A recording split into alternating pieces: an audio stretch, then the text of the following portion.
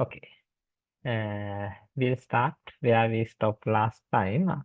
I think I have completed the policy, that means national policies, mainly regarding the sector policies.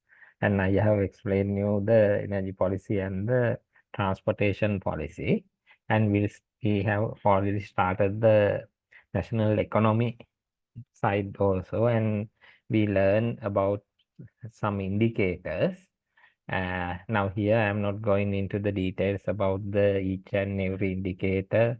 I am not trying to explain everything. This is just to give you the overview of the uh, Sri Lankan economy with some real values. Now to learn about these things, you should know the basic terms of the national economy. Now, one is the economic indicator. Now, for the economic indicator, we have learned these things. Then after that, we learn the social indicators. Now, life expectancy, infant mortality rate, literacy level, those kind of things related to the economic indicator, social indicators. Then political indicators also very vital for the country. Now, when you write your answer for this particular question, you can indicate these things. Now, why we uh, now normally when foreign direct investments we want to get it to our country, these foreign companies or the institutions, they are very much concerned on the political indicators. What kind of things? Violation of human rights. Now, I think you may heard previously, European Union, they have banned all our government subsidiaries and other things. Then they expect we have to obey or the comply the human rights aspect. Then the good governance, transparency, independence of judiciary, corruption, all the things related to the political indicator. Then most of some countries you can see now in our country, okay, multi-party system, so many parties are there. But some countries, there are no party systems. It's like not a democratic countries. Now, these things they are considering when they grant the foreign investments or the loans. Then what are now we'll see indicators in another perspective. Now, from this slide, I am starting from today.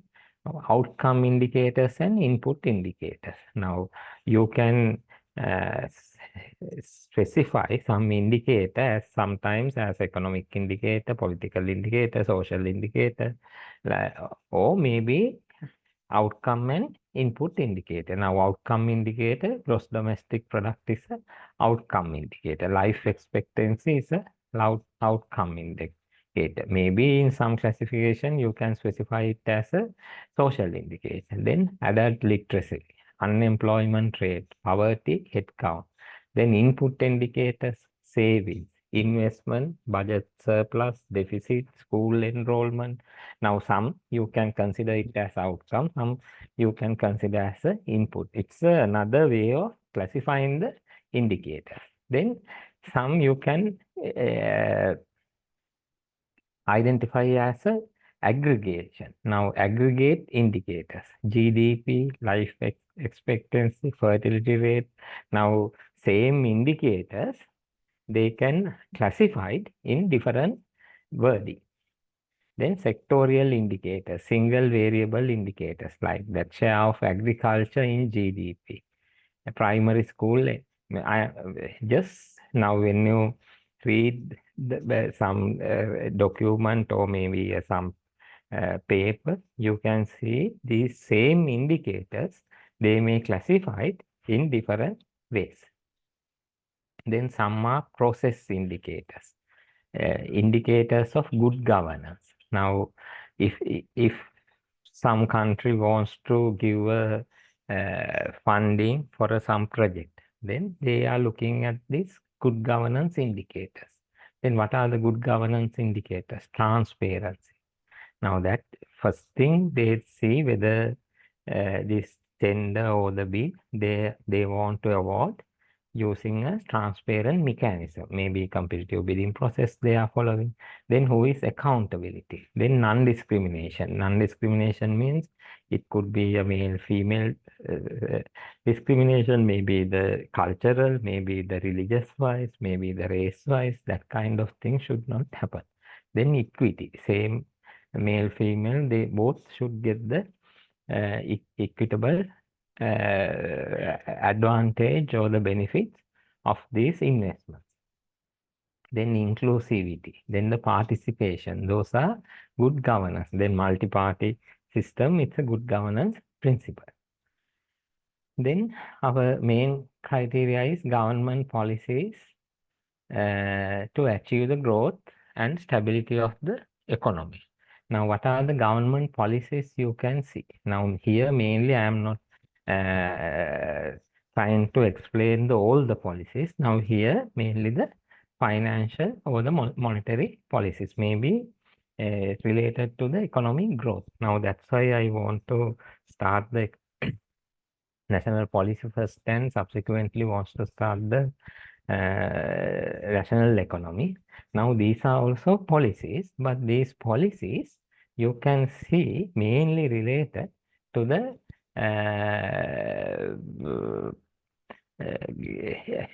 country's growth or the stability of the economy.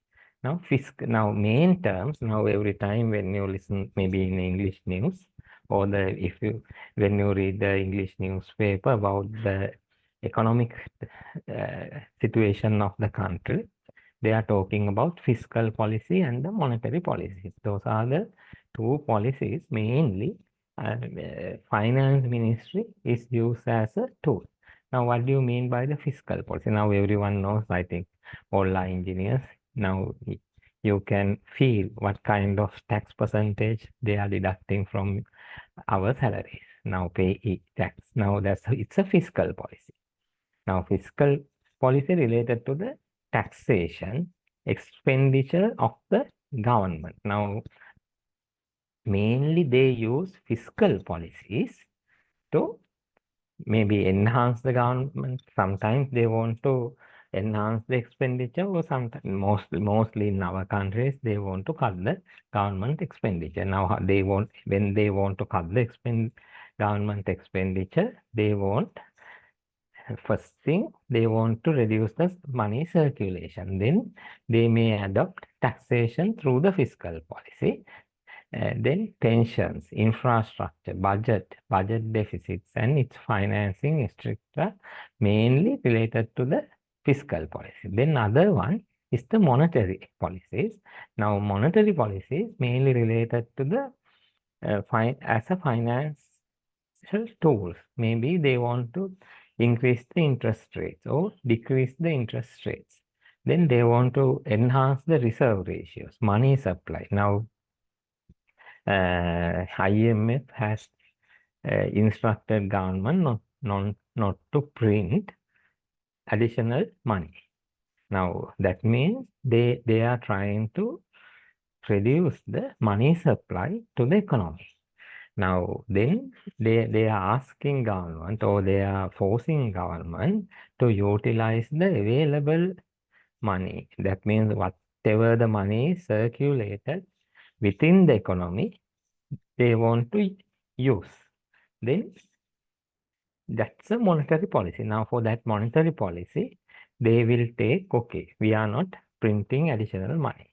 Maybe they will increase the interest rates of the fixed deposits. Then automatically people will tend to save the money in fixed deposits. Save the money means all the money having with these people, most of the people, they think, okay, now I am getting 20% interest rate for the 1 year fixed deposit. Previously, I got only, let's say, 12%. Now they think, okay, now it's a good time to go and open a fixed deposit.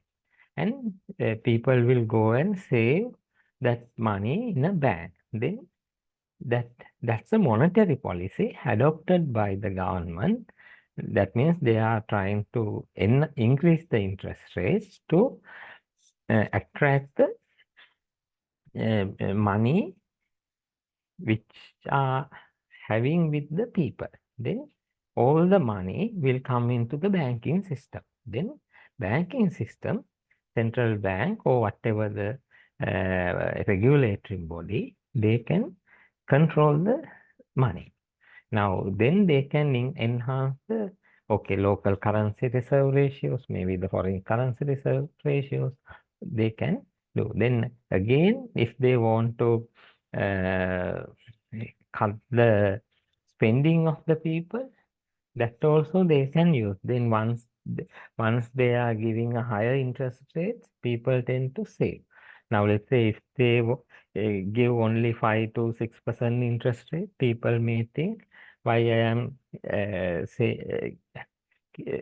open a savings account for a 5 or 6%, then better to buy some electrical goods or maybe a land or maybe other things. Then they are trying to you spend that money. Now to cut that kind of thing, now main objective of the government is to cut, reduce the spending power of the people. Then they try to enhance the interest rates. Then also when they increase the interest rates of housing loans or the construction loans or any other things, people may not able to obtain loans from the bank to construct house or maybe a building, then automatically all the expenditures they will try to indirectly reduce. Now that's the way they utilize these fiscal policies and the monetary policies. Now fiscal policies mainly it's related to the taxation and budgetary policies. Monetary policy mainly related with the money supply. Then in addition, they can go for industry policies, trade policies, exchange rate policies. Now how exchange rate is managed. Previously in Sri Lanka, we had the fixed interest, fixed uh, exchange rate policy, but now it's changing over it's dynamic exchange rate policy.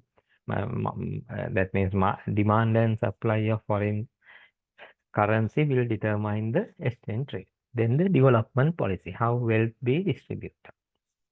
Now when you watch the TV, now every time our president is talking about what kind of development policies they want to create. Now without looking at the angles of political angles, now trade policies. Now, okay, they are talking about India, Sri Lanka trade policy, Chinese, Sri Lanka trade policies.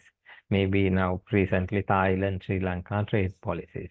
Now, when you have that kind of trade policies, they will open the uh, two country economies or the trading without much taxation or any other restrictions.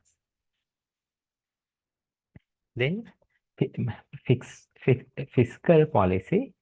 Normally when you do the fiscal policy, now what are the fiscal policy? Mainly taxation, expenditure control for that. Now some maybe fiscal policy item is expenditure control. They will achieve this expenditure control through adopting a monetary policy. That means you can link these policies with other policies as well. Do not think these are independent policies. Then needs and challenges, rising expenditure, falling revenue, ballooning deficit financing. Now in our Sri Lanka, we had ballooning deficit. That means deficit was increased like a exponential rate. Then how do we try to finance the deficit? Now for that, we have to adopt the fiscal policy principles. Then social welfare. Now, when a country is having a critical situation like a financial crisis, we had around two years back. Then how, anyway, government has to provide the basic social welfare schemes. That means like health sector, education sector, then the older people's pensions, maybe the kidneys patients, then those kind of welfare facilities we have to provide. Then past liabilities, debt servicing. Now, when a country going through this kind of crisis, then how do we service our debts? That means every country now in Sri Lanka, everyone is talking about we have to pay the so many loans. Then how do we pay these premiums or the interest?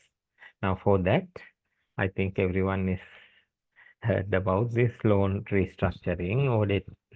It's called as the debt restructuring. Then forecast likelihood of getting out of control. Now what kind of objective or maybe the prediction. Now everyone, we thought, okay, 2021, they told 2022 would be better, 2022 they told 2023, now telling 2024, 2025. Okay, you can see some forecasts these politicians are announcing to the public. The implications, adverse on private investment and expansion. Now, when the country is passing through a recession or maybe a economic crisis, you can see private investment and expansion have adverse impact. No one will invest on this kind of situation. Then implications of the debt, and we may not able to pay our debt. Then pressure on finances and inflation. Inflation is growing very high. Now you can remember maybe the inflation was more than 50-60%. Then when this kind of situation happens, government should intervene and stimulate the economy out of recession. The government should intervene because private sector, no one will invest this kind of situation. Okay, to government to intervene, government may not have money. Then we may have to depend on some other organization. Whatever the political view we have, government should have to depend on some external entities. Now, our government, they thought, okay, IMF would be the institute we may have to work with to come out of this recession. Then what are the major concerns? Inflation. Then output growth is very low. Then unemployment may increase. Now most of the companies, they close their businesses because they may not able to compete in the market. Why? To companies, they take bank loans. Bank may not give the loans to these institutions. They are charging very high interest rates. When they charge very high interest rates, these companies may not able to compete in local market. Then balance of payment challenges. Now I think you can remember what do you mean by balance of payment. Then situation, trade is in perennial deficit, exports growth sluggish, and import rise in exports are narrow base, debt based capital against FDI. Now when we are having this kind of challenge, okay, our exports, now only way is we have to get the money from other countries. That means foreign exchange should come into the country, and we should limit the outward from our country as well. Then how do we control the outward money? That mainly we have to have the import ban.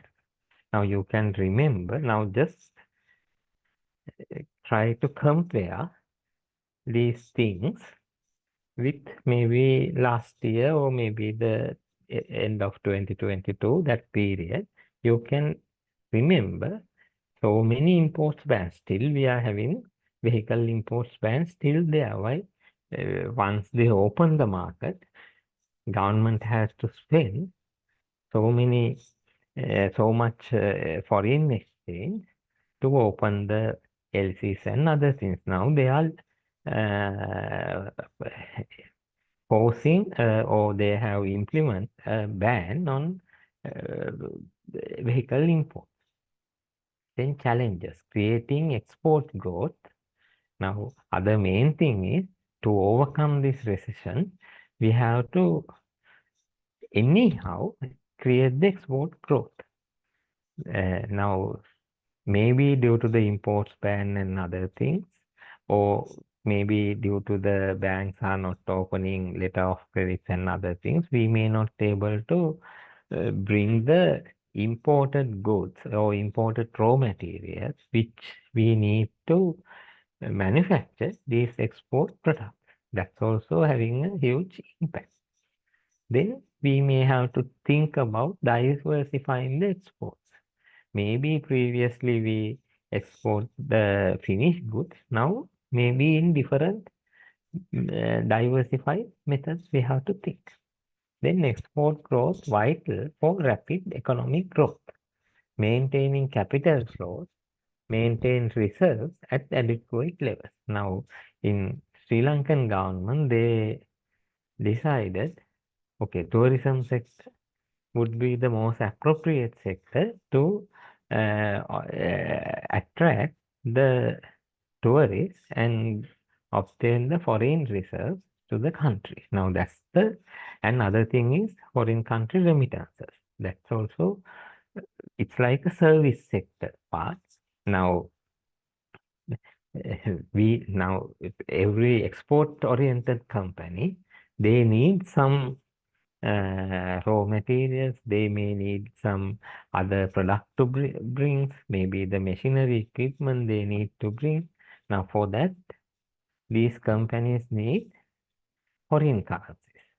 Then to obtain the foreign currency, we may have some other different options. That's why we have to think about diversified trades.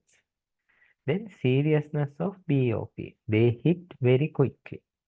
Now you can I think physically you may felt this aspect. Now, no one thought maybe around 2020, no one thought this one, 2021, no one thought our country will face this kind of situation, but it hit very quickly. Why? As soon as BOP negative, none of the countries in the world, they may not able to survive.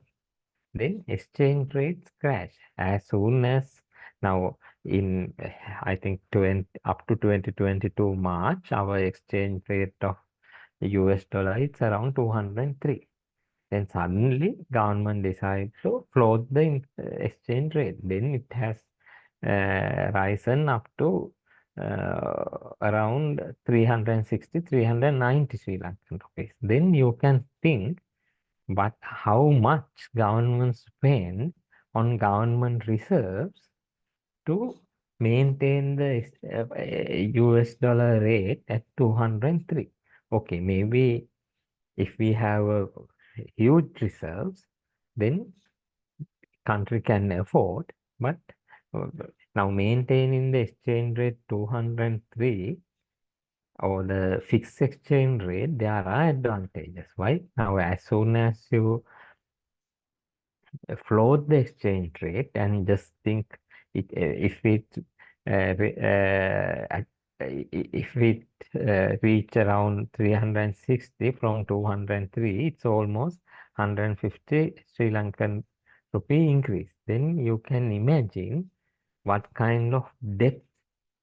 Now let's say if we have had US dollars, let's say just think about 1,000 US dollars at 203. Now 1,000 US dollar debt we have to serve at 360. Then you can imagine our uh, country has to bear the additional burden. Now, that's the reason maybe previous government want to keep the interest rates as exchange rate as fixed exchange rate. But normally in a IMF or some World Bank, Asian Development Bank, every country, every institutions, they will request government to uh, float the exchange rate, then market balancing, market dynamics will decide the exchange rate. Now, previously it was around 390, then 360, then it has reached to 300, then again 310, 315, like that. Then capital flights. Countries will face serious forex deficiency, will need bailout at the end. Now, I think now we are talking about IMF bailout. Now that's the situation. Now actually in our country, I will show you our BOP values later. We didn't have any positive balance, every time negative balance. Now, okay, maybe due to different governments, they may thought different economic policies, they may have thought we may not face to this kind of issues in near future. Maybe previous government, they may have thought, okay, we may able to survive within our period likewise, but one day that will hit. Now, in our case, it was hit than we predicted. Then higher government expenditure typically has heavy import content. Now, in our case, mainly we had very open economic trade system.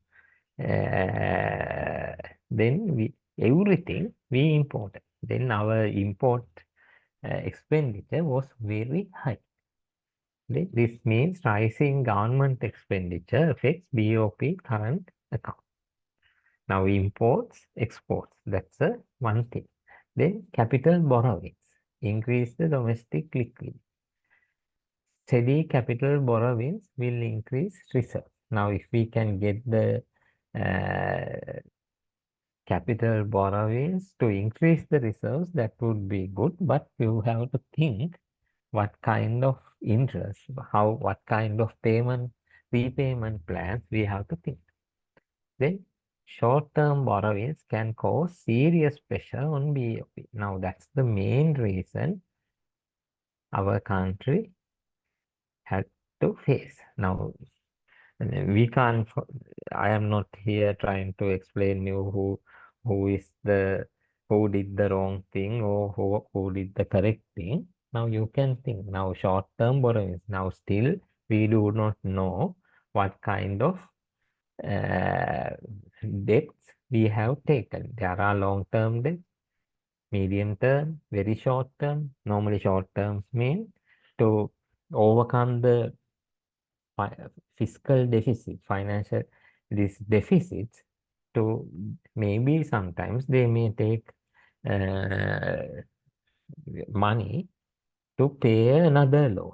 Now it's like that. Now if you do not have money, now these days people are buying products using the credit card.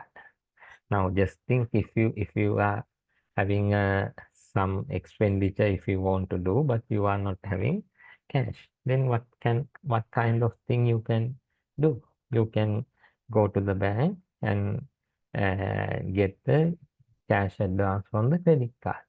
Now very short term borrowings, but that will have a serious pressure on your wallet. Now you have to pay the additional interest. Now if you do not able to repay it on time, then interest on interest, so many things you may have to pay. Now why that will happen? Now normally you are taking a short-term borrowings mainly in a crisis situation. Now when you take that kind of loan, that will add to the another component to the existing debts. Then lack of right fiscal incentives for exports. Now that's the other main thing. Now every time we may have to promote the exports. Wrongful incentive to increase imports could cause more trouble for trade balance. Now let's say in our country, you may observe that everything we are trying to import. Now sometimes when we buy some product or tool, we may think why our country this kind of thing could not manufacture. Then government fiscal policies, sorry, relates closely to growth, incentive-led export growth. Now, now here, now private sector, now you can say why every time government may has to do these kind of thing, why private sector can't do. Normally private sector, every time their main objective is to earn more profit. They are profit-oriented organizations. They will invest if they can earn more than their investment. That means, but government, they have to run the country or operate the country. Now, with private sector investment policies also mainly depend on the government policies, mainly government fiscal policies. Now, let's say if the government give incentives to enhance the export, then automatically private sector will invest on that kind of industries. That's why these BOI companies, BOI zones, they have proposed. Then promoting industrialization, rural development for income redistribution, trade pacts to promote exports. Now, let's say if we can have trade agreements with India, maybe the European countries, maybe the Asian, China, then you can see our products will have a huge market. But to enter into that kind of market, there may be lot of barriers. But if we have a trade agreements between bilateral agreements, then both countries, they will look into their perspectives and they may have really, they may that means they will open their economies to these two countries. Okay? Provision of essential inputs like health, education, law and order, defense, political stability. Now here, mainly in a to have the growth, you need the political stability. Now, when you talk about the political stability, that's the main important fact as a political indicator. Not only the political stability, you should have good political indicators as well. They suppress heavily taxed goods with negative externalities.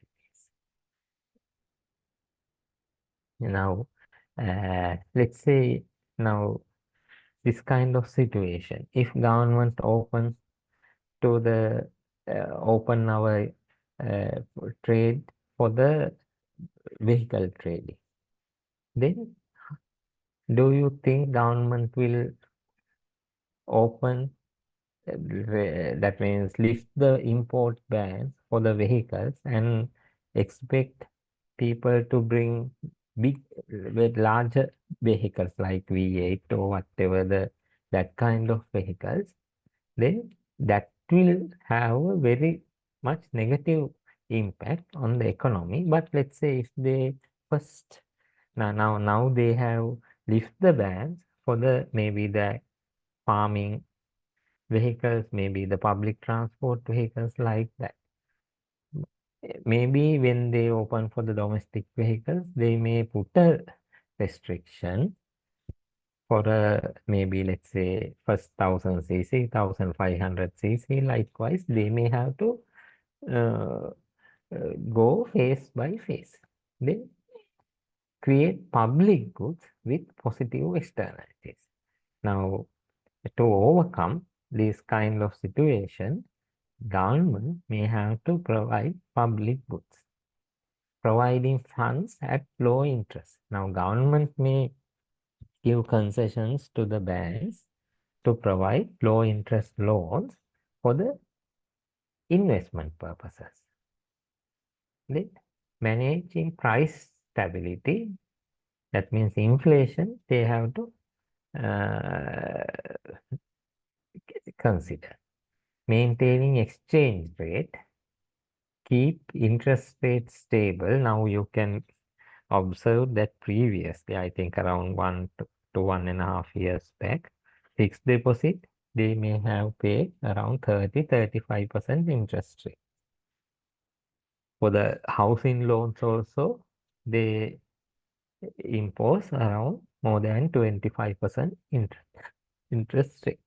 Now, during that time, let's say if someone wants to construct the house, if that person take the loan at 25% interest rate, he may not able to carry out the work, while there are so many other import restrictions about construction field, and automatically they have restrict the construction field activities.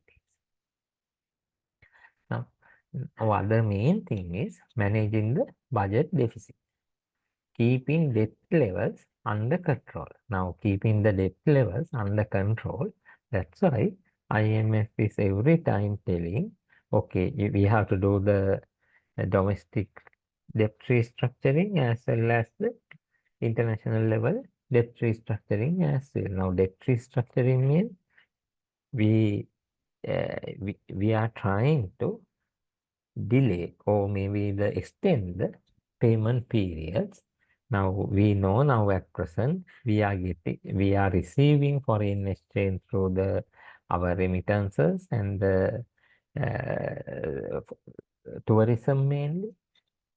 Now that money we may have to use for our essential items to procure. Then government has to do the social welfare. That's a must. Those things and pay the salaries of the people, all the things. Now with the restrictions imposed by the IMF not to print the money, then whatever the revenue government is receiving, with that government has to maintain. But okay, then IMF, they will grant some financial facilities to overcome these budget deficits with very tight control, keeping debt levels under control. Then fiscal policies during crisis. Now you can see these are the things government may carry out to stimulate the economy. Now, stimulus packages and austerity measures. Now, definitely, government has to provide some austerity measures to the very low income people. Now, that's a must. Now, during the crisis,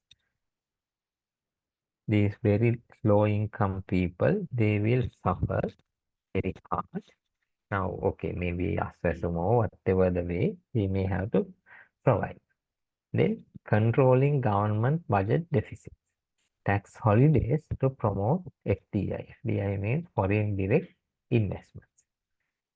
Transfers and poverty alleviation programs for social stability. Now that's a must. Now IMF, World Bank, they are also helping Sri Lankan government to provide these poverty alleviation programs. Why?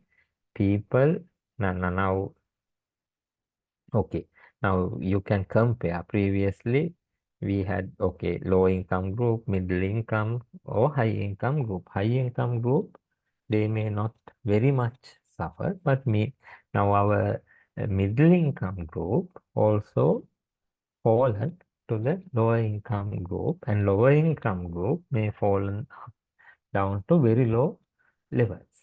Now for that, definitely some measures they have to consider for the social stability. Then public investment to create infrastructure. Now that's also there. Now government has to spend the money. While private sector, they may not invest on these long-term investment projects because they are very much concerned about the short-term profits, and they are very much concerned about the stability of the country. They leave space for private sector growth. Now that's also you have to encourage the private sector, but now in initial years, it would be very difficult to encourage the private sector while banks loans are very high. Then these these private sector companies, they may not invest on investment projects. They may think, okay, now we are getting very high interest on our investments. Better to keep the money within the banks. Then structural adjustments. Now structural adjustments means it's like reforms or the restructuring of the state-owned enterprises. Then makes state sector focus and efficient. Now every country passing through this kind of situations, main recommendation is to focus on the state sector. Now why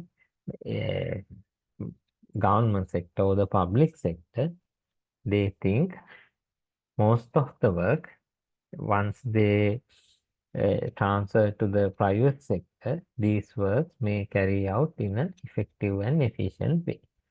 Now it's a norm in every country. Government sector is not efficient. Then in fiscal policy perspective, now it's a revenue and expenditure. Now we have to think about government revenue, government expenditure, and deficit. Now this deficit will occur when government expenditure is higher than the government revenue. Surplus will occur when government revenue is higher than the government expenditure. Now normally we will have the deficit. Most of the countries, they will have the deficit. It's a very common, not enough revenue to meet expenditure. Now, what are the reasons? Main thing is government expenditure is high. It could be overspending or the economy is not doing well.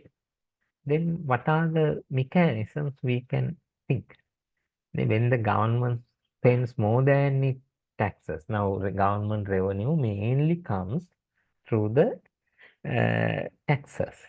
Then government should focus on the expansionary policies. Expansionary policies means how to expand the economy to overcome the deficit. Then when it's surplus, it's very rare, but some countries, they may have this surplus. Then they do the contractionary policies, and government taxes or government revenue is higher than the government expenditure. Then they use the contractionary policies. Now balance case, now government revenue equals government expenditure is very rare case. Then we call the fiscal policies neutral.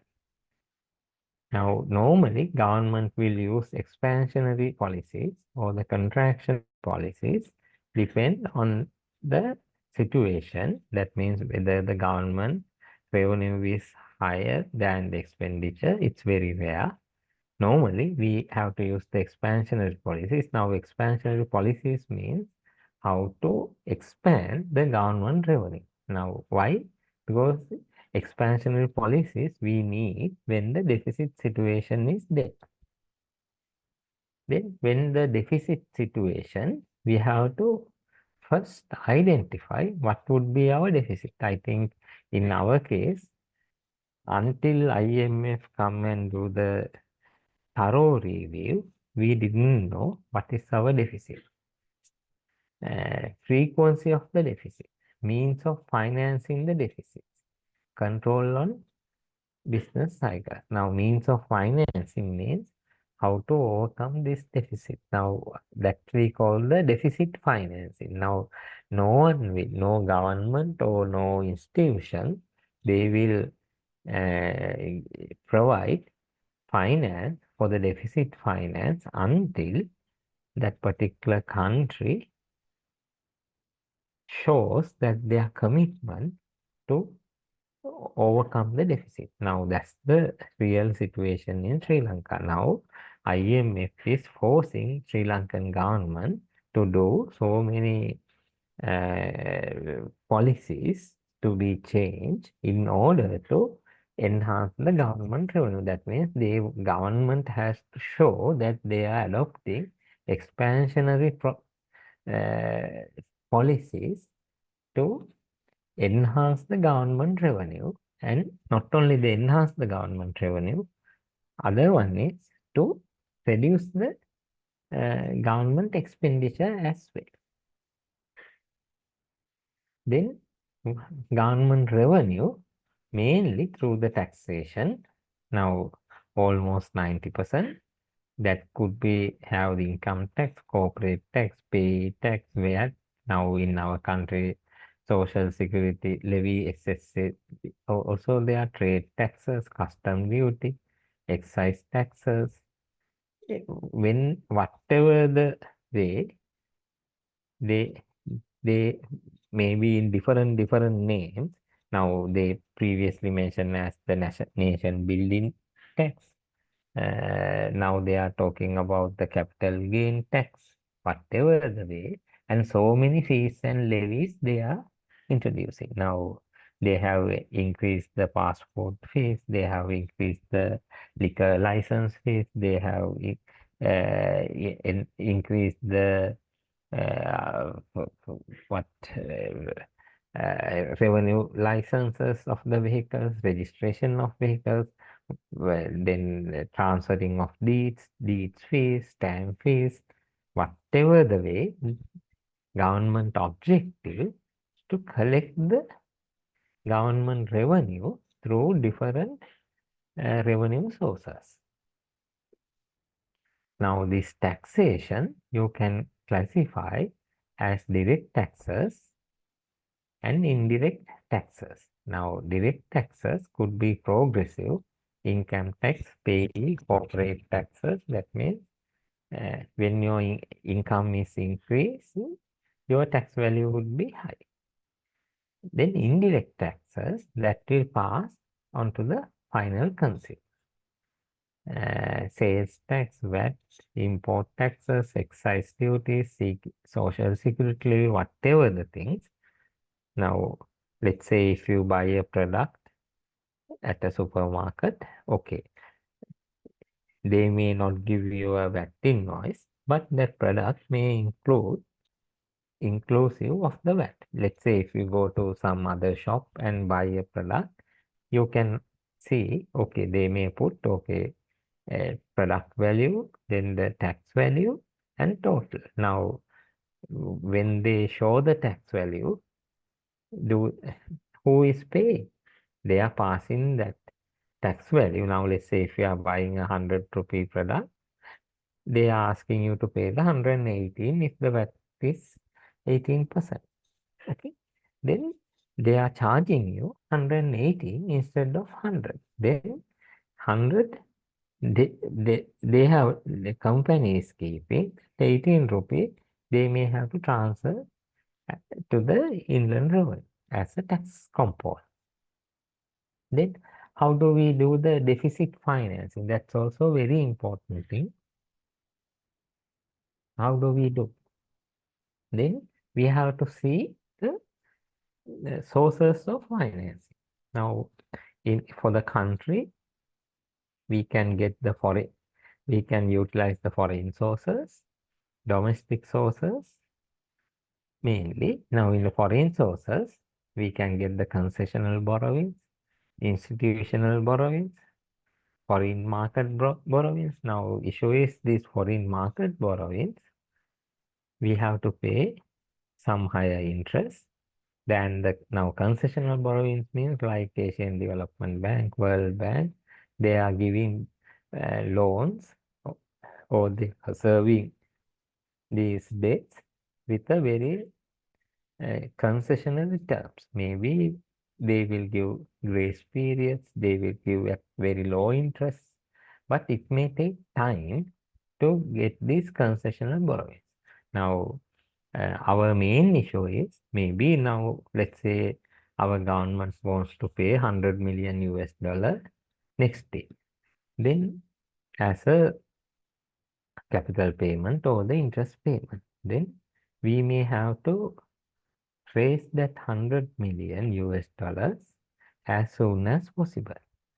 We may not able to go get the concessional borrowings. It may take longer time. Now, institutional borrowings also, they may look at so many other factors and they may ask why you want this one, then how do you pay? So many justifications you may have to ask. You may have to provide. But when you go for a market borrowing systems, okay, they may provide you the required amount, but very high interest rates. Then domestic market sources within the country, treasury bonds, non-market sources, rupee securities, so many things. Then other main thing is now treasury bonds, they will open for the people. Then these securities also they are taking money, they use the market sources to collect the finance through the from the that particular people in the that particular country. Now Sri Lankan people, they will invest on these treasury bonds. I think you may very well known the previous issue with the central bank. Okay, these bonds. But in bank financing, instead of treasury bonds or whatever the things, central bank will take the money or collect the money. Finance ministry will ask, okay, central bank also having the reserves. From that reserves, they are asking, or the banks with their day-to-day transactions, they may have sufficient reserves. They will request, government will request, okay, this particular bank grant us this kind of financial facility at a reasonable interest rate. That kind of things they may can request, or they can go and buy treasury bonds. Those are the other options. Now, now this deficit financing, what are the implications? Now, when you raise through the domestic financing, non-inflationary, but issue of crowding out. Now, that means local money itself, you are circulating to finance the deficit. Now, domestic inflationary keeps interest rates low, but may cause inflation. Then, other main thing is, if the government print the money, then inflation will increase more and more. Now, foreign concessionary loans, in our case, mainly we had so many concessionary loans. Everyone thought about invest on these things on a give me 1 minute.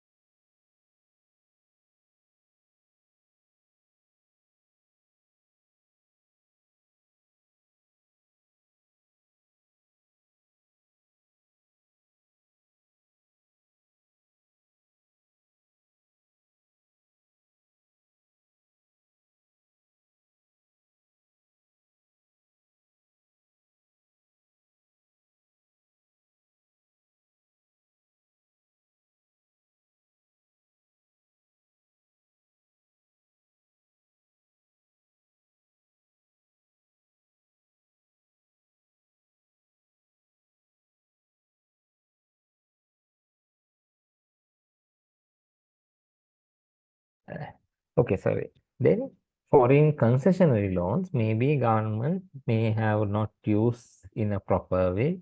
So many things were wasted. Then foreign market short term and cause serious BOP problems also require serious management. Now, whatever the way, when you obtain finance for the deficit financing, now let's just think now in our present situation, we are going through a huge deficit. Now, whatever the foreign funds or the treasury bonds, whatever the things now government uh, adopt some these methods to raise the financing, it needs the serious management. Now, if you do not do this critical or serious management on finance, again, in later, we will trap into a same situation in a more worse, or that means worse situation than now. Now, that's why I told now you are in a very critical situation. We are in a huge financial crisis. Deficit financing means mainly we are taking finance to overcome the short-term deficits. Then normally these short-term financing mechanisms are somewhat expensive, or maybe their interest rates are high. Then you will add burden onto a existing burden. Then if you do not manage it properly, then you can imagine, now previously we had a burden, now on the top of that, to overcome this crisis, we have taken another deficit financing mechanisms. Now it may be worse than the previous. Now that's very important. Now luckily, in our case, if IMF, now let's say if we try to do it in our own manner, in country like Sri Lanka, with the undue political interferences and central bank interferences, definitely we may not be able to perform that task in a transparent, independent manner. But due to IMF pressure, at least now these government spendings, they may have to control. Otherwise, now just think about if once they declare election, no one can imagine what kind of activities government will do to retain their power. Then definitely IMF should intervene and force government not to act that kind of way. Now previously those were the situations. Now elections, so many election promises, then they will print money and distribute to the people. Okay, people in short term, it would be people may think, okay, now we are getting all the concessions, we are getting money, everything, but in maybe 2 to 3 months later, they will realize all the things. Now that's why the serious management would be very important. Now, just I want to show you some charts, diagrams. Now, these are the macroeconomic performances from 2018 to 2022. Up to now, central bank has not published the 2023 report, central bank report, that will be published after that means after March 31st, maybe first week of April. Until that, we can refer only the 2022 central bank report. Now you can see the GDP growth. We think these values are correct. Now 2.3 in 2018, 2019 minus 0.2, maybe the COVID situation. Then minus 4.6. Now in 2021, they put some note it's not mentioned provisional. I think they may have not able to prepare the central bank report with correct information or the data through the year 2021, because 2021 was very severe and critical year in our country. Then 2022, you can see it's minus 7.8. Now here I am not going into, now here the balances, you can see trade balance, current accounts balance, everywhere we had minus values. We didn't have any positive values in here. Okay, only official reserves. Now you can see the official declining of the official reserves as well. Okay, now overall balances every time we had, now this is, we are talking about US dollar million. Okay, you can see our deficit.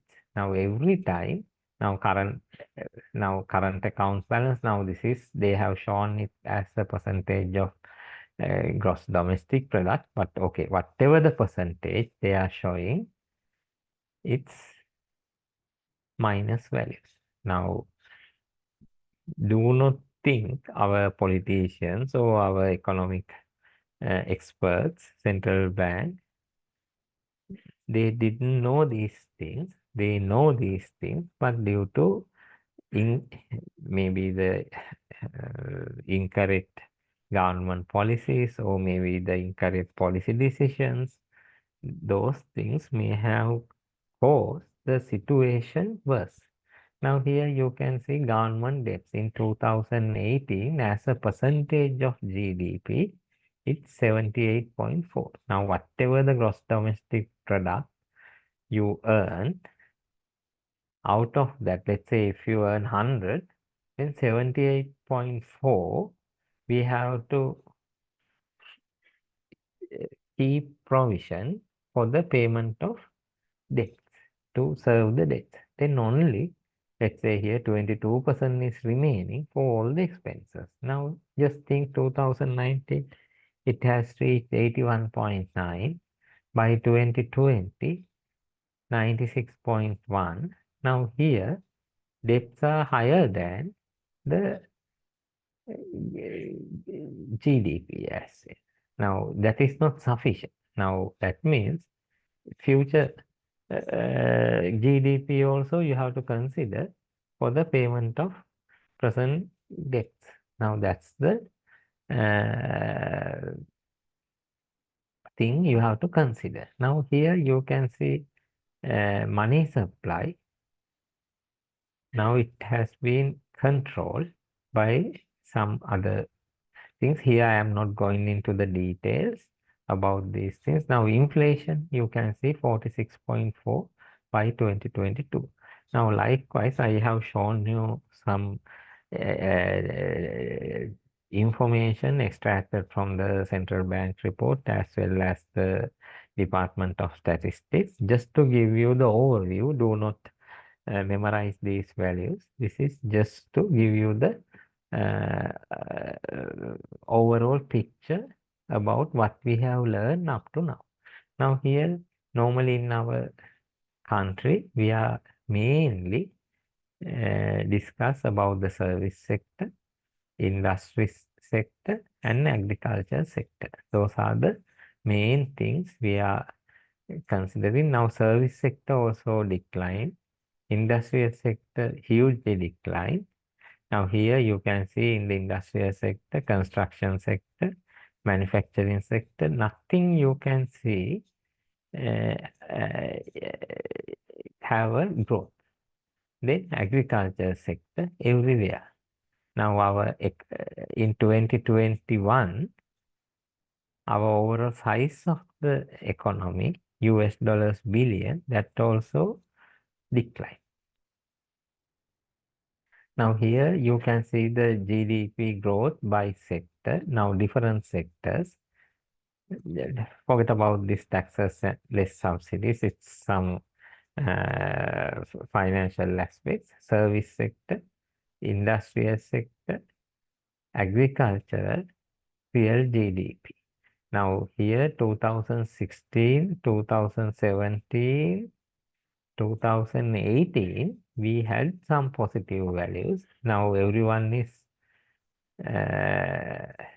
concerned about these positive values as well. Why?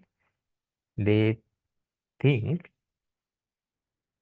central bank values were manipulated to show the positive things, but we do not know whether these things are correct or not. But in central bank, they also carrying out different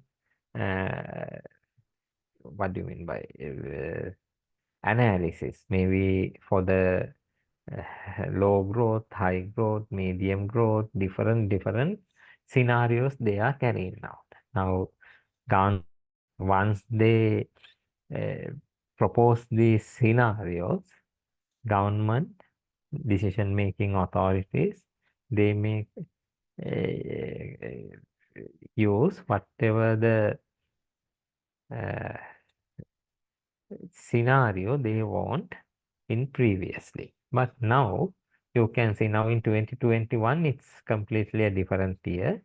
Now for that these values are not maybe true. That's why in 2021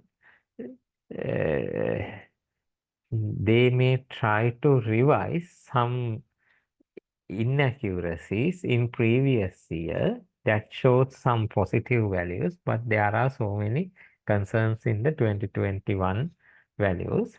Now you can see so many provisional values, all the things, but here all the values are negative, but do not consider this 2021. That's why I want to show these things. If these institutions, or maybe due to the political interference, or maybe the central bank governors influence, or whatever the thing, if they manipulate these values, whole country will collapse. Now here no one can imagine, if we had this kind of positive growth in everywhere. Okay, GDP growth could be positive, but if we had this 8%, that kind of growth, now suddenly we are collapsing in 2018 quarter 4, but in 2018 quarter 2 also, we are having a positive growth. Now,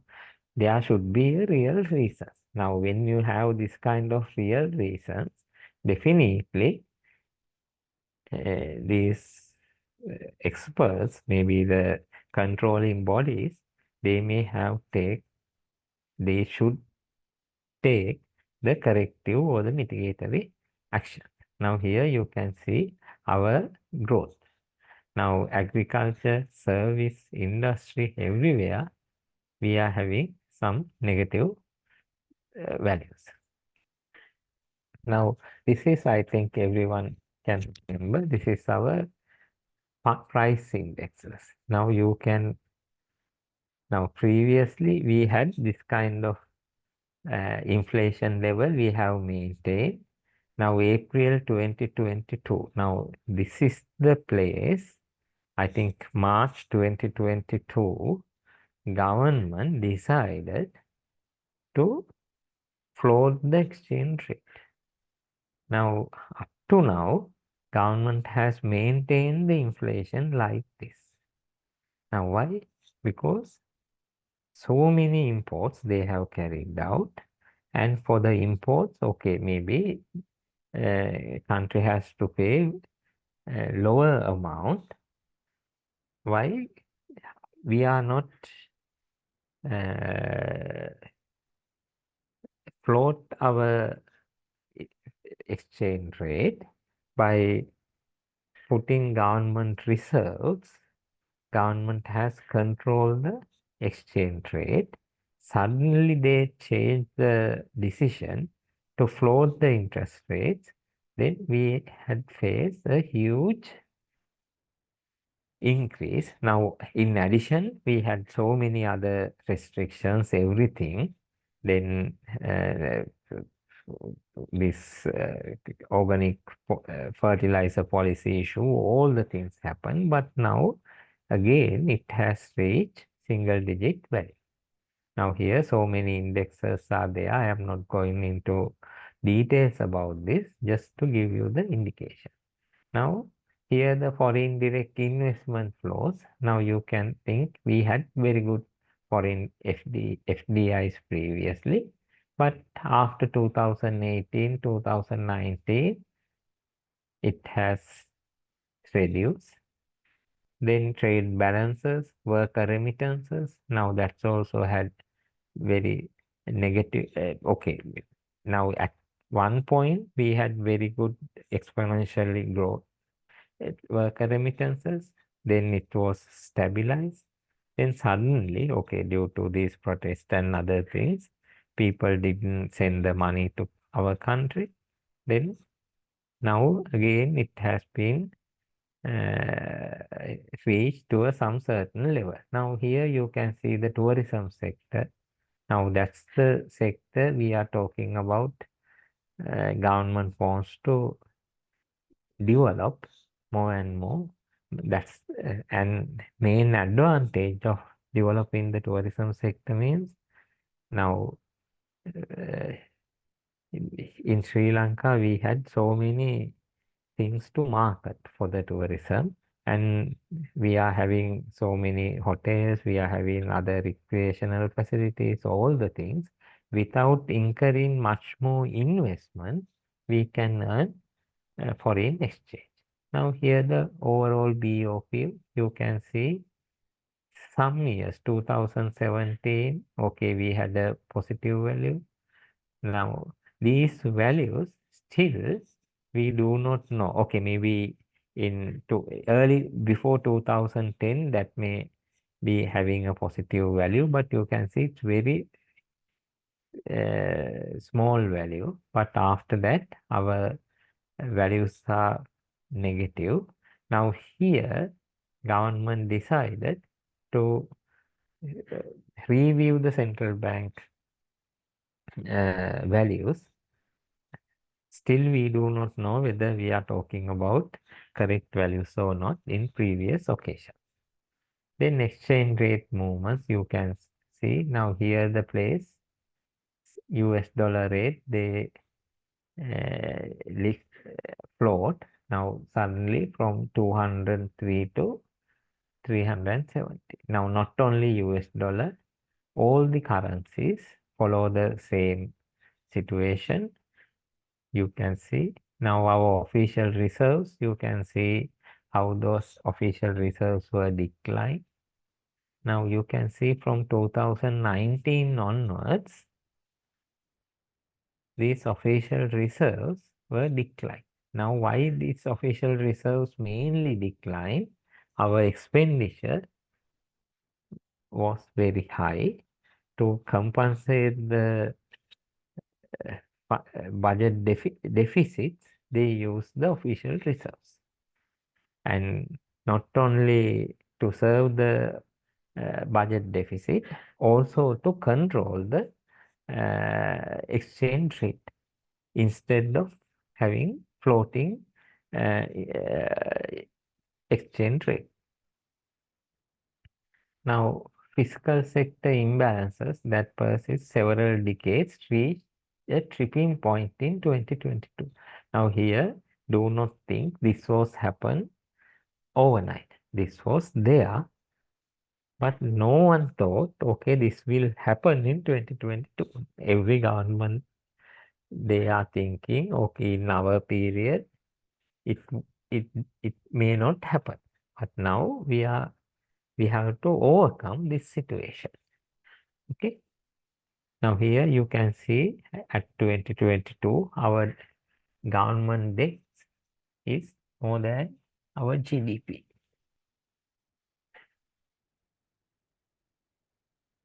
Now with that kind of situation, covering credit ratings, downgrades by international rating agencies that started in January 2020, then intensified the second half of 2021 through early 2022, hence constrained the access to foreign financing. Now, as soon as these international rating agencies downgrade our country situation, then we may have to pay a lot of premiums. That's the issue. Now you can see the budget deficit here. Now this is the deficit, okay? Then market interest rates, all the things. Here these things just now I think I have shared the notes with the ISL. They will share with you all. This is just to go through and get the some awareness on these things. No need to memorize any values in these charts or the figures. Okay. Now just to give you the picture about our overall economy. Now increasing prices, now it is compared.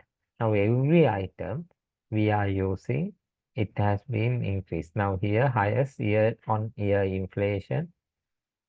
This is reference is 2013.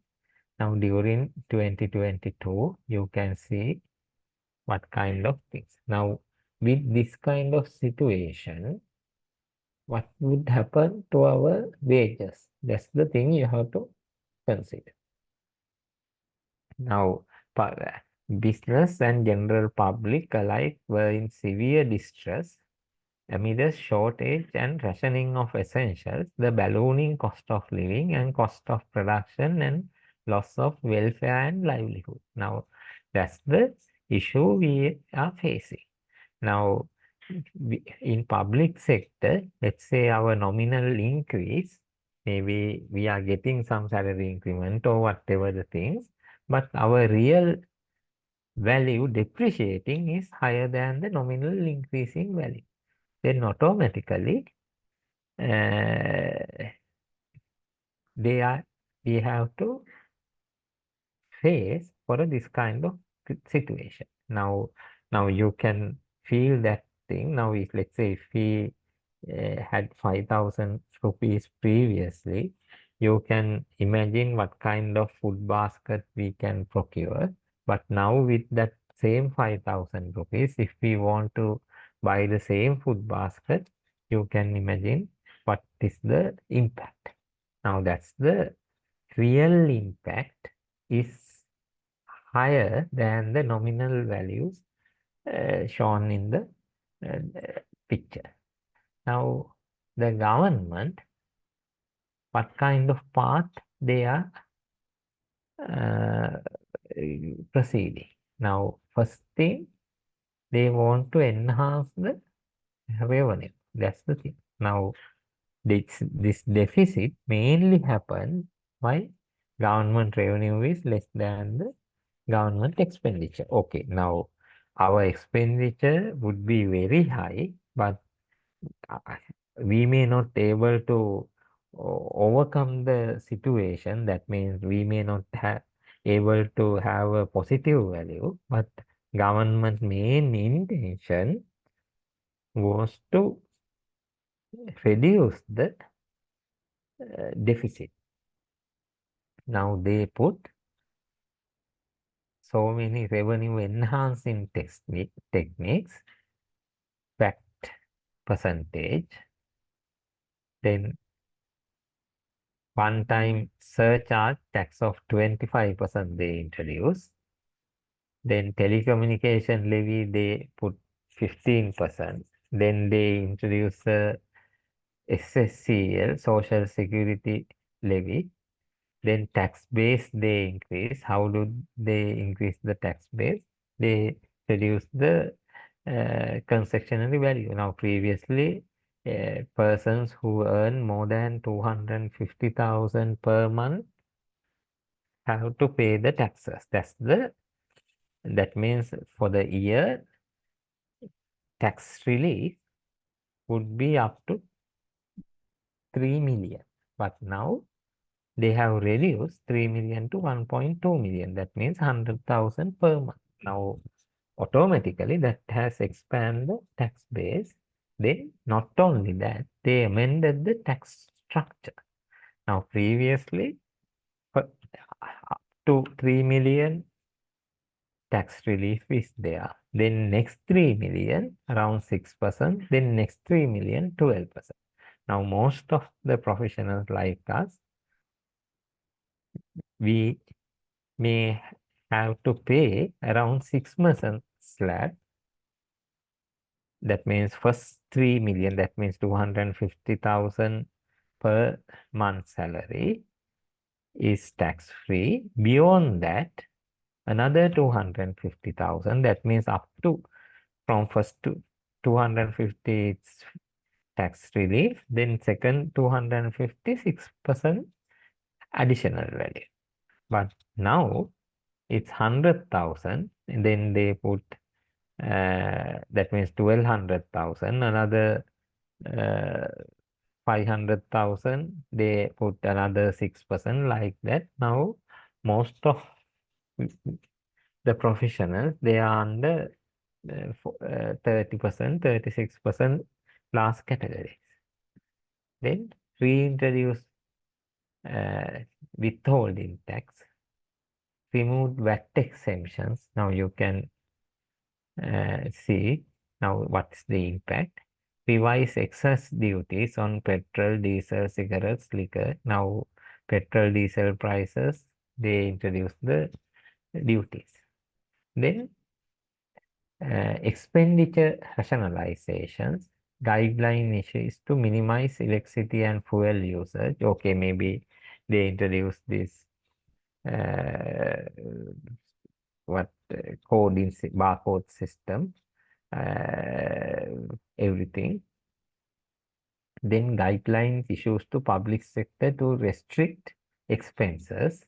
Then reforms they are talking about, mainly the CPC, CV, telecom, those sectors. Cost-effective pricing formulas. Now every time they are talking, government won't give any concessionaries or the subsidiaries. You have to go for a cost-reflective pricing formulas. Then state-owned enterprise restructuring unit.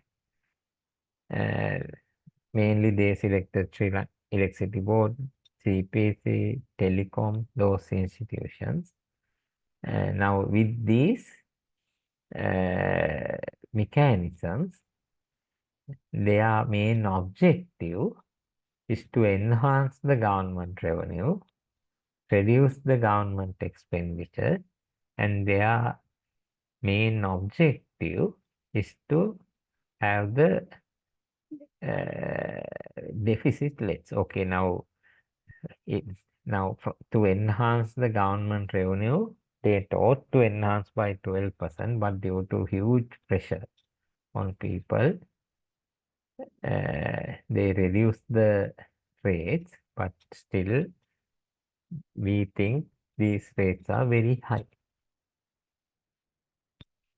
Now our other main thing is now Sri Lanka. Here I am not going into the every word in here.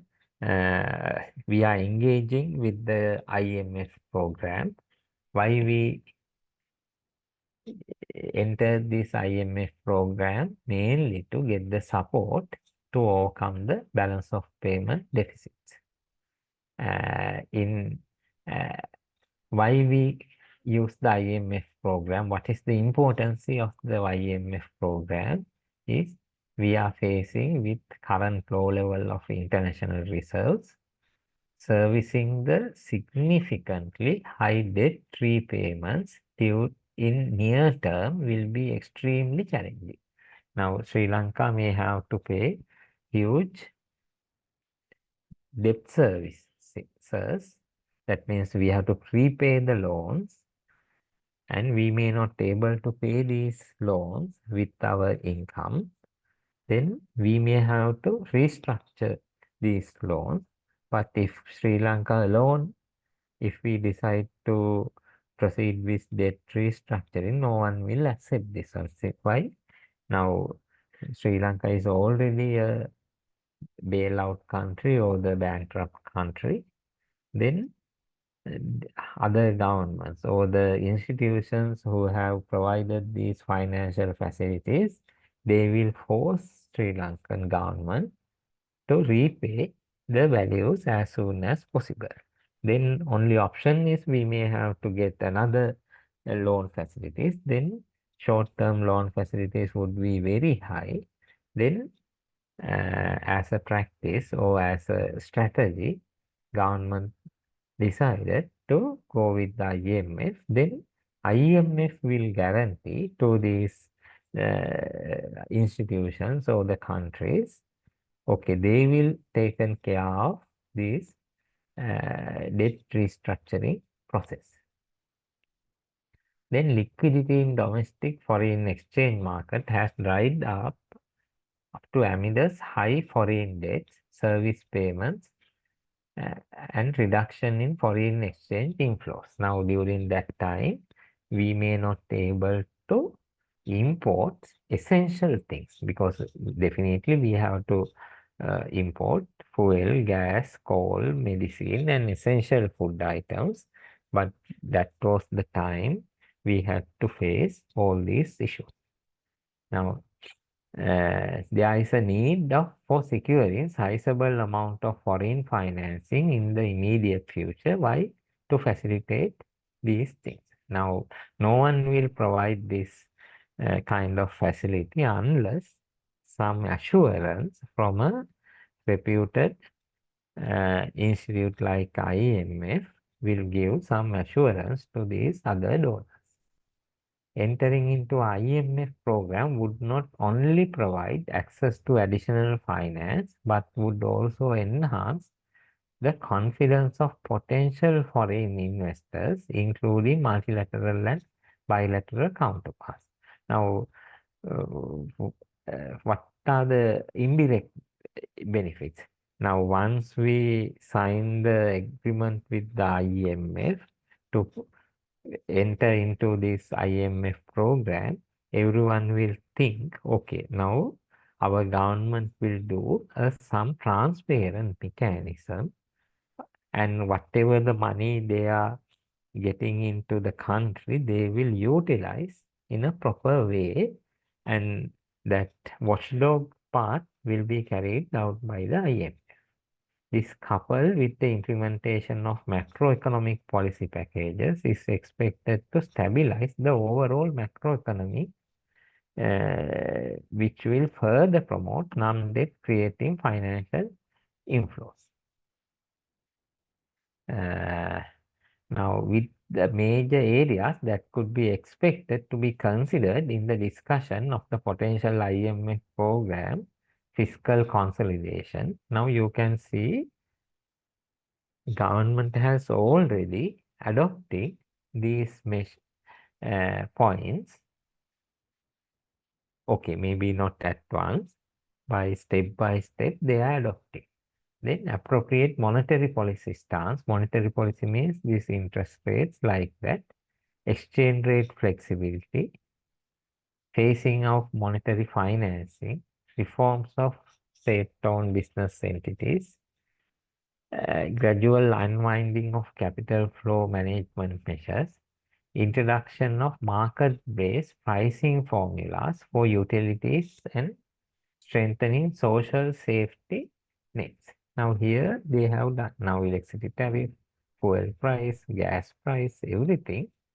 Okay, maybe suddenly people can see a huge increase, but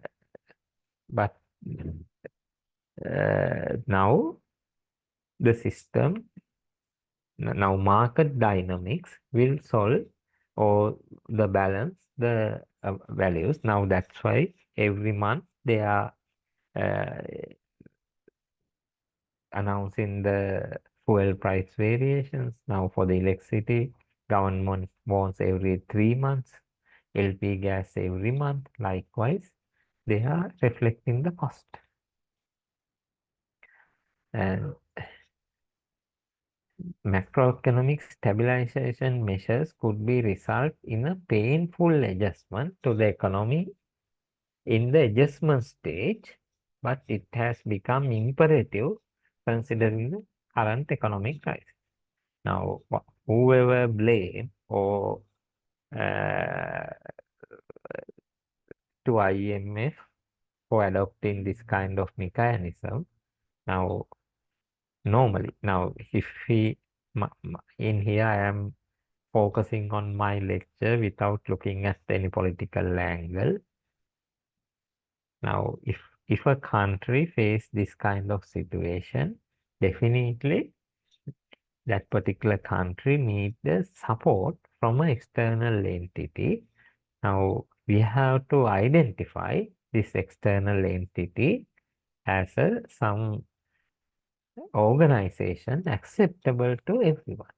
Now, this IMF is the International Monetary Fund that was formulated under, UN, United Nations, mainly main objective is to give the support, not only financially, maybe the advisory level support to overcome this kind of situation. Then, and other advantages, without having this kind of restrictions or the forceful mitigatory measures, government may not able to carry out this kind of task alone. Why? They may have to face huge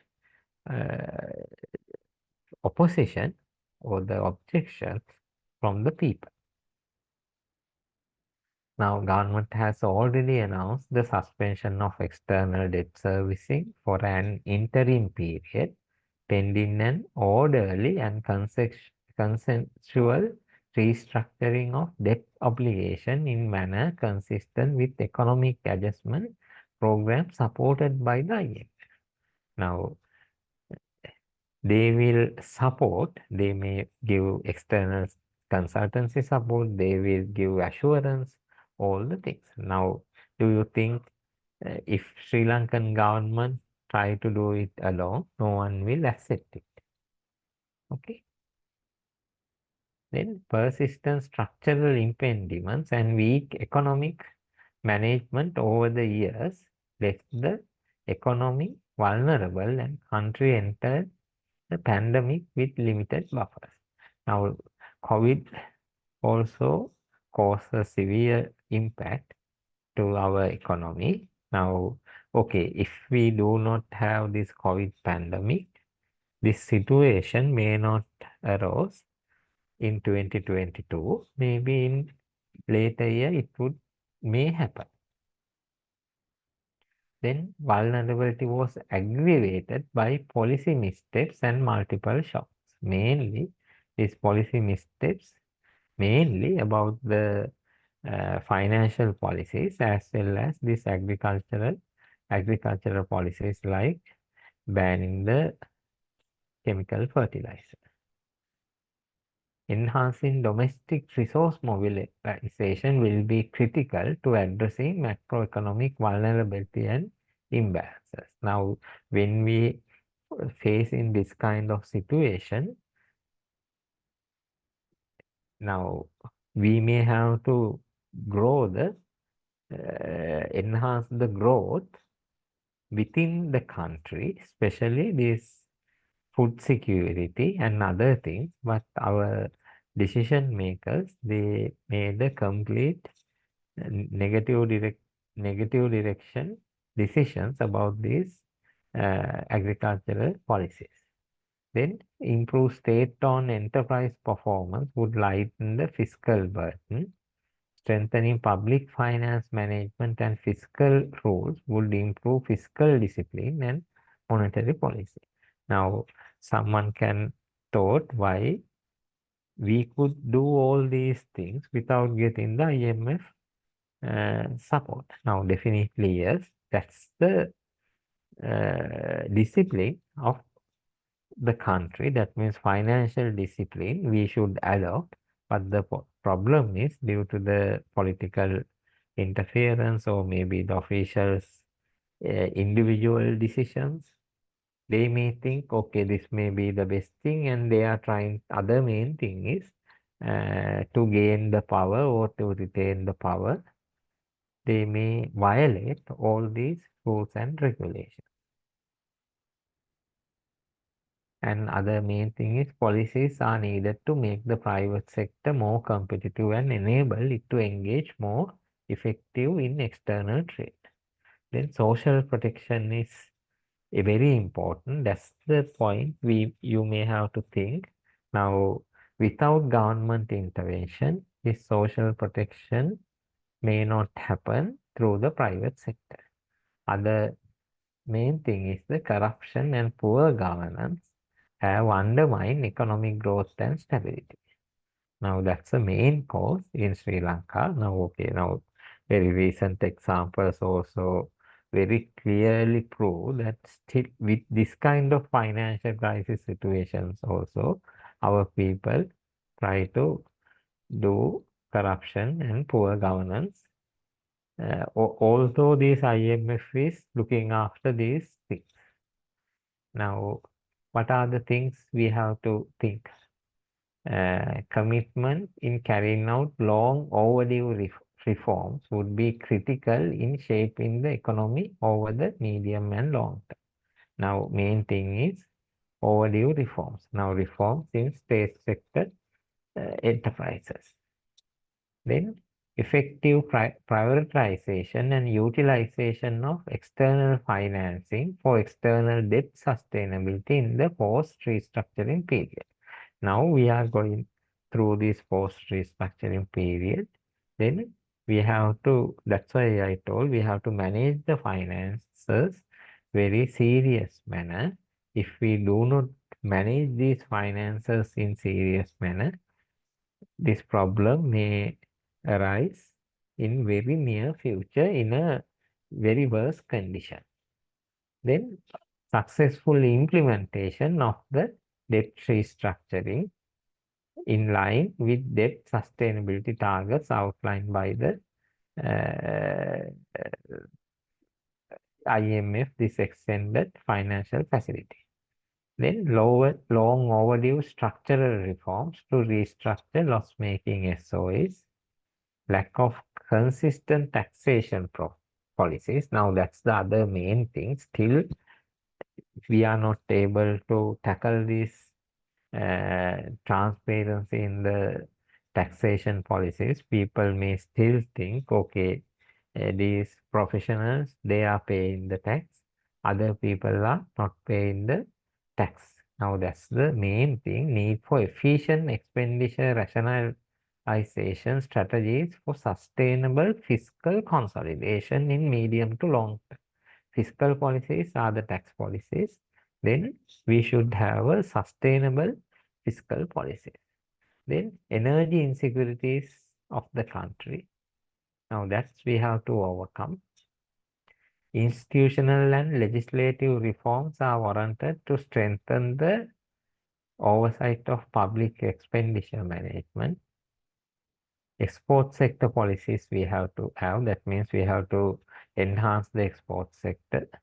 Then reorientation of national trade policies. Now, okay, we may have to open up so many trade agreements, so many new bilateral contracts to open the trade policies.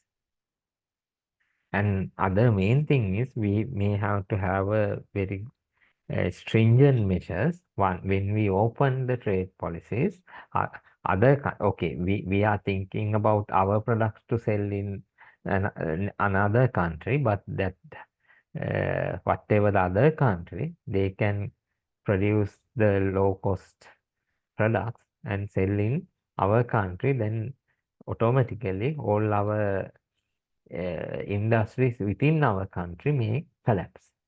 Then other main thing is we have to enhance the foreign direct investments. Without foreign direct investments, we may not be able to grow our economy. Then measures to increase the tourist arrival and proper network to capture tourism earnings are needed to promote tourism. Now that's also very important thing. Now most of these earnings through the tourism sector government should ensure that all these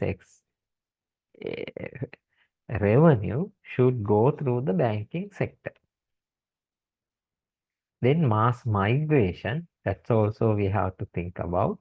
Okay, now lot of professionals and skilled workers, they will migrate. Now that have a very negative impact in near future. That okay, maybe government may not have a solution at once, but this would be a long-term issue to the country. Importance of improving the resilience of small and medium scale enterprises. That's very important. Now, when you watch TV, every time you can see these small and medium sector enterprises organizations, they will come and raise their voices about the higher electricity prices, higher interest rates, the higher employment turnover, then higher salaries they have to pay because now labor, these workers and other employees, they are facing the economic crisis. All the things is there. Then ultimate thing is so many small and medium enterprises, they will close down their operation. Then downward rigidity in domestic prices of import goods remains a concern in domestic cost of living. That's also they have to think. Now, although we are having imports ban, with the imports ban, definitely there will be an impact to the cost of living. Why? Products are expensive. They need, people may have to pay higher value. That means their power of purchase. That means that we call the purchase power parity, that we may have to think. Then urgent need to reformulate policy strategies to ensure the welfare of most vulnerable groups, national policy planning mechanism and holistic implementation. Then reliance of the public sector on the banking system, that also there, because previously our banking sector had huge impact due to this financial crisis, and people, they use now, just think about now when they give 390 350 rupees as foreign exchange value for the US dollar, so many people, they use some other methods to gather the dollar values. But now government, okay, they implement very stringent mechanisms to use all the money through the banking system. Now, policy inconsistencies in domestic agriculture, that's a huge burden. Now itself, now also you can see now paddy cultivation, they harvested, but people do not get the correct prices. Then long overdue factor market reforms, acceleration of digitalization of economy remains vital. Why? This digitalization introduce the systems in the sector. Then once you introduce these sectors, that will show you the good governance, transparency, and it will reduce the corruption. Now just think about these RMV, passport officers, other government officers. If you have proper systems is there, then automatically it will save the time of the people, and all this corruption and other things, they can overcome. But the issue is there will be huge resistance to introduce this digitalization by these organizations itself. Now, due regard to preserving the environment is vital for ensuring the sustainable growth. Now, let's say now to overcome the economic crisis, we can think, okay, cutting trees, okay, maybe all the things. That's not the way you have to think. You have to think about the sustainable growth as well. This sustainable recovery hinges on undertaking much needed reforms expediently. Now, these reforms, not only the state-owned enterprises, overall government, they may have to look into the reforms, maybe how they manage exchange, how they manage foreign that means they have to think about things seriously about managing. Okay, with that, I conclude my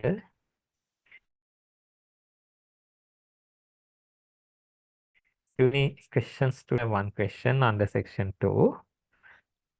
This question may have most probably two parts.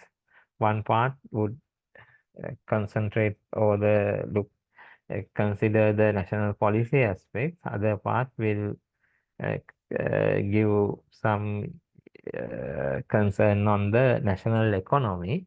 I am not asking any values or anything. It may be some descriptive question and everyone can answer. Any other thing you want to ask, please ask me. Any clarifications or whatever. Please go through the, I think I prepared around 3 papers around 2020, 21, 22. You can refer these things. Developed country, how face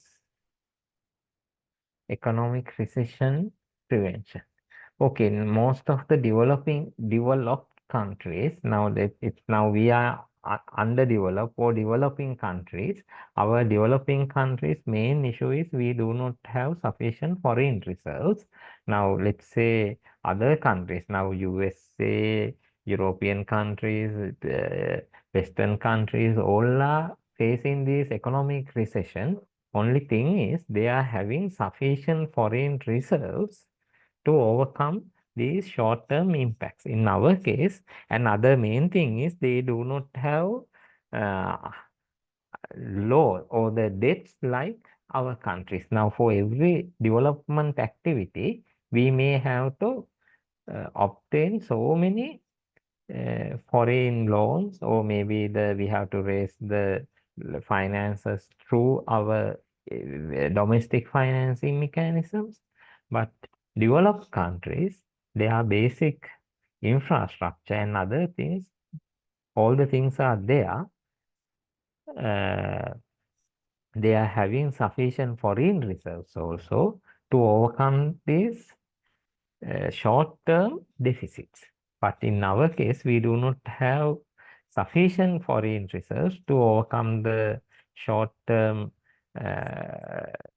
this kind of deficits.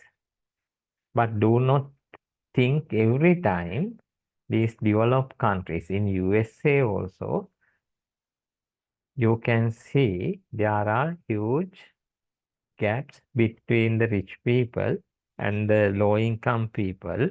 These low income people, still government is giving subsidiaries or the food items at some concessionary prices. They can do these kind of things with their own reserves. But in our country, let's say if we want now this Aswasumo also, now government has increased the number of families. I can't remember the exact value. Let's say previously it's around 1 million. Now they have increased to 2.5 million with the funding of World Bank. But let's say in developed countries, if they want to give this kind of concessionary subsidies to some poor people, they use their own funds. Now, that's the main difference between the developed country and a developing country. And developed countries, they may import their essential items, mainly fuel, maybe gas, maybe the other energy things, medicine, essential food items using their reserves. But in our country, we may have to depend now for the fuel. We may mainly depend on the Indian government of India. They may have given 4 billion worth of fuel to Sri Lanka. Then maybe now our burden has increased another 4 billion, because that's a binding to India. Maybe they may ask some other compromise situation to repay this 4 billion worth of fuel. Now, just think about, if we bring fuel, what kind of value addition we have done during that recession period or the worst period, because people just use these fuel for their day-to-day life patterns. It's not an investment. That's the main thing. Any other clarifications? Just ask anything, it's okay.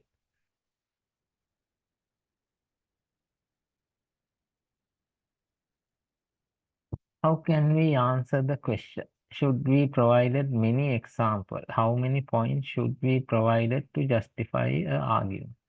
Now here, you will have only one argument, okay, in both cases. Then at least, now since this is a 25 mark question, for the two questions, just think about equal marks around 12, 12, 12, 13, like that. Then at least 10 points you may have to provide. Now, when you write these 10 points, do not just put in point form 10 points. Just elaborate with at least 3 to 4 sentences. I am not asking you to write down 5, 6 pages, because I know previous students, they have written now very lengthy answers. Then I do not know how they manage the other questions. It's up to you, because I know most of the students, they have tried this my question as a first question instead of question 1. That I know, but it's up to you. Okay, but my main emphasis is you have to try all 4 questions. Do not think you will get 25 out of 25 here, but if you write in a proper way, definitely you can get more than 15. That's my wish to you.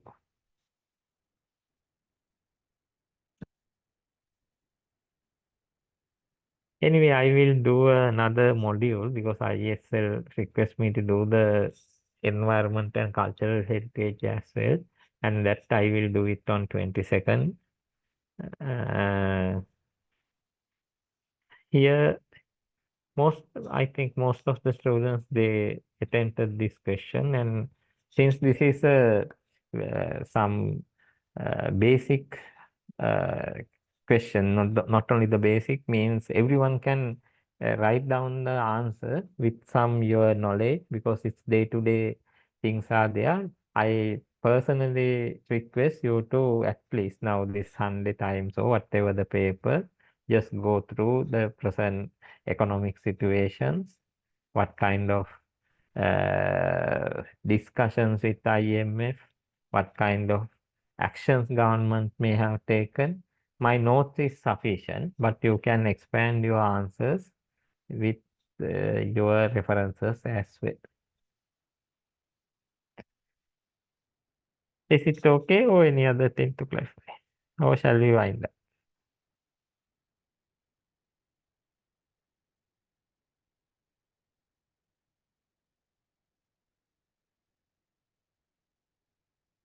Then shall we wind up for today's? Okay, then wish you all the best for this particular question. Hope you will pass, all of you will pass the exam. Again, I am telling, please write all 4 questions. Okay, otherwise you will lose 25 marks, then your pass mark would be 50. Then if you can get every question, maybe more than 10, then automatically you will get 40. Then with 2 or 3 questions, if you easily get 15, 12, 13, then automatically your pass mark will reach. But do not expect by writing only 2 questions, you will pass. Okay. Then thank you very much. Okay, then wish you all the best. Okay. Good night.